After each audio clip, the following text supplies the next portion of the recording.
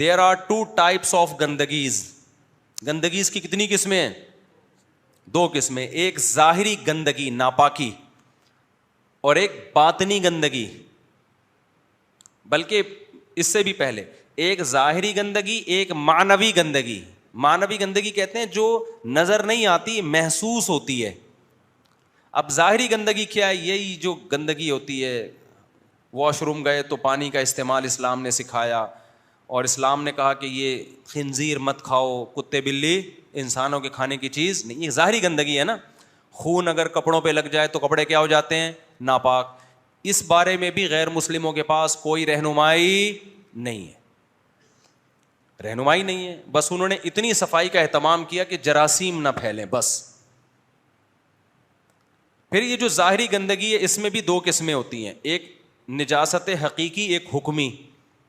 حکمی کا مطلب ہے جیسے غسل فرض ہو گیا آپ کے اوپر, اس میں بھی آپ گندے ہو جاتے ہیں لیکن نظر نہیں آتے, تو اس میں بھی اسلام نے حکم دیا غسل کرو آپ. غیر مسلموں کے پاس اس کے بھی احکام. انگریز پہ غسل فرض ہوتا ہے؟ کبھی بھی نہیں ہوتا. وہ ویسے ہی جو دل چاہے گا نہائے گا, نہیں وہ تو ساری زندگی 10 بچے بھی ہو جائیں نہیں نہائے گا. وہ کہتے ہیں نیٹ کلین, بس ان کا وہ باقی حساب کتاب نہیں. اس میں بغلوں کے بال صاف کرنا, زیر ناف بال صاف کرنا, یہ ساری چیزیں ہمیں ظاہری گندگیوں سے کیا کرتی ہیں؟ بچاتی. یہ بھی تزکیہ ہے. اگر اس کی بھی ٹریننگ نہ ہونا تو یہ چیز بھی کتابوں سے نہیں آتی. یہ چیز بھی کوئی نہ کوئی آپ کا مینٹور ہوتا ہے. آپ کے ماں باپ آپ کو بچپن سے نہانا دھونا یہ گندگیاں سکھاتے ہیں, یہی گندگیوں سے بچنا سکھاتے ہیں. آج کل گندگیاں بھی سکھا رہے ہوتے ہیں لیکن اس لیے میرے منہ سے غلطی سے نکل گیا, گندگی سے بچنا سکھاتے ہیں. بعض چیزیں غلطی سے صحیح نکل رہی ہوتی ہیں میرے منہ سے, پھر میں غلط کر لیتا ہوں ان کو, ٹھیک ہے نا. تو لیکن نہیں, ایسا بھی نہیں ہے, سکھا بھی رہے ہیں الحمد للہ. میں اس لیے کہہ رہا ہوں کہ پیمپر نے ابھی ان ٹینشنوں سے کیا کر دیا ہے؟ آزاد. ونس اپون اے ٹائم مائیں بچوں کو لے کے بیٹھا کرتی تھیں کہ پیشاب کر لے بھی کر رہی ہوتی تھی نا, تاکہ اس کی آواز سن کے فریکوینسی پیدا ہو جائے گی, اس سے پیشاب کو خود خیال آ جائے گا کہ مجھے اب نکلنا چاہیے. اب تو پیمپر ہے 12 گھنٹے, پیمپروں کی ڈیوٹی 12 بھی نہیں 6 گھنٹے پیمپر 4 بدلتے ہیں. شوہر کا بیڑا غرق ہو جاتا ہے. ابھی ایک آدمی نے بتایا کہ میری بیوی نے پیمپر منگوایا, کہہ رہا خدا کی قسم میرے مہمانوں کا پورے مہینے کا اتنا خرچہ نہیں جتنا میرے بچے کے ہگانے متانے کا خرچہ ہے. حقیقت بتا رہا ہوں, بچے کی ہگائی متائی کھلائی سے زیادہ مہنگی ہے. یعنی کھلانے پہ اتنا خرچ نہیں ہو رہا جتنا آگے, باقی اب مناسب نہیں آگے زیادہ ڈیٹیل میں جانا. تو خیر, تو ظاہری نجاست بھی اور باطنی نجاست بھی. تو یہ ساری چیزیں ہمیں کس نے بتائی ہیں؟ اسلام نے. ہم جو آج تھوڑے بہت صاف ستھرے ہیں, یہ کوئی ہمارے حکمرانوں نے تھوڑی ہمیں. جاپانی اگر صاف ستھرا ہے تو ان کے اسکولوں میں ٹیچروں نے اور ان کی قوم نے متحد ہو کے ایک فیصلہ کیا تھا. ہمارے یہاں کوئی ایسا پروگرام ہوا؟ کمال ہے, پھر بھی ہم نہاتے ہیں یار. ہمارے یہاں تو ایسا کوئی سیٹ اپ ہے ہی نہیں, لیکن پھر بھی ہم نہاتے ہیں. یہ کیوں؟ یہ نبی صلی اللہ علیہ وسلم سے سینہ بسینہ یہ ہماری سوسائٹی میں چیز چلی آ رہی ہے. آگے ہم اس کو ترقی دینے کی کوشش ہی نہیں کر رہے ہیں نا, تنزل کی طرف جا رہے ہیں. خدا کی قسم اسلام کا صرف کوئی صفائی کا نظام دیکھ لے گا نا, اسلام قبول کر لے گا. صرف صفائی کے 1400 سال پہلے جو صفائی ایک یتیم نے, جو نہ لکھنا جانتے نہ پڑھنا, جو آج بڑے بڑے دنیا کے ماہرین, 100 سال پہلے کا یورپ ایسا نہیں تھا جیسا اب ہے.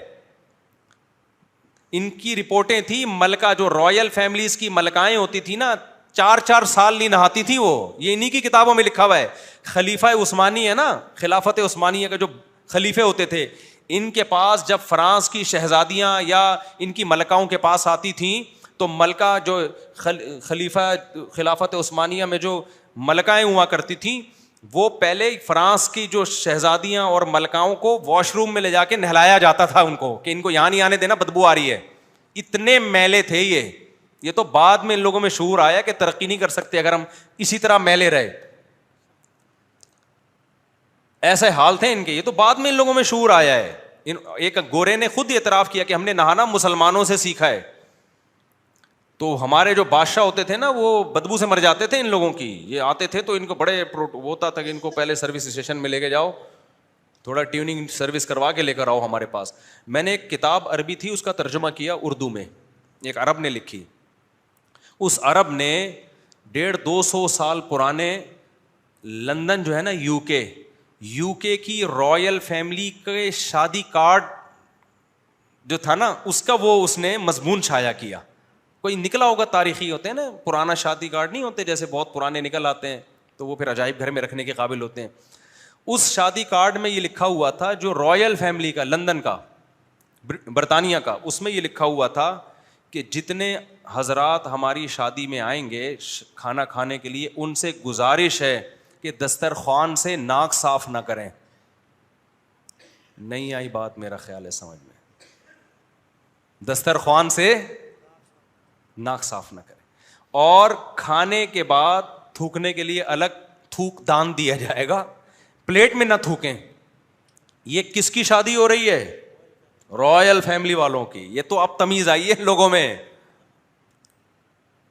تو جن چیزوں کا مسلمانوں میں, اور ہاتھ دھونے کا تو اب تک ہی نہیں ہے, وہ سینیٹائزر وغیرہ ایجاد ہو گیا, ورنہ ان لوگوں نے ہاتھ دھونا تھا ہی نہیں. تو شکر ہے کسی سائنسدان نے سینیٹائزر ایجاد کر لیا کہ یار یوں یوں کر کے کھا لو, ورنہ ہاتھ ہی نہیں دھونے کا معمول تھا. یہ تو صرف مسلمانوں میں, پانی سے استنجا تو اب تک نہیں آیا. ہو سکتا ہے اس پہ کوئی کانفرنس ہو, اس کو بھی اب وہ شروع کر دیں کسی دور میں جا کے. ہم تو ترس گئے تھے یورپ میں بھائی, ابے لوٹا اتنا ویلیو تھی نا ہماری نظر میں, کہیں لوٹا نظر آتا نا کلو خون بڑھ جاتا, کہیں لوٹا نظر آتا. خیر بہت سی چیزوں میں ہم سے اچھے بھی ہیں, ان کی سڑکیں ہم سے زیادہ صاف ہیں, کم از کم یہ گٹر ابلتے ہوئے نہیں ہیں, ساری چیزیں بری نہیں ہیں, ڈسپلن ہے, سب کچھ ہے. لیکن جو ہے نا ہمارے ہاں جو تھوڑا بہت رہ گیا ہے وہ اسلام کی برکت سے رہ گیا ہے. یہ تو اسلام نہ ہوتا تو ہم سے زیادہ پلید اب دنیا میں کوئی ہوتا نہیں. تو خیر جلدی سے بات کو سمیٹتا ہوں. تو یوزکی کا مطلب کیا ہو گیا؟ ہر طرح کی گندگی. یہ تو ہو گئی وہ گندگی جس کا آپ کی باڈی سے تعلق ہے.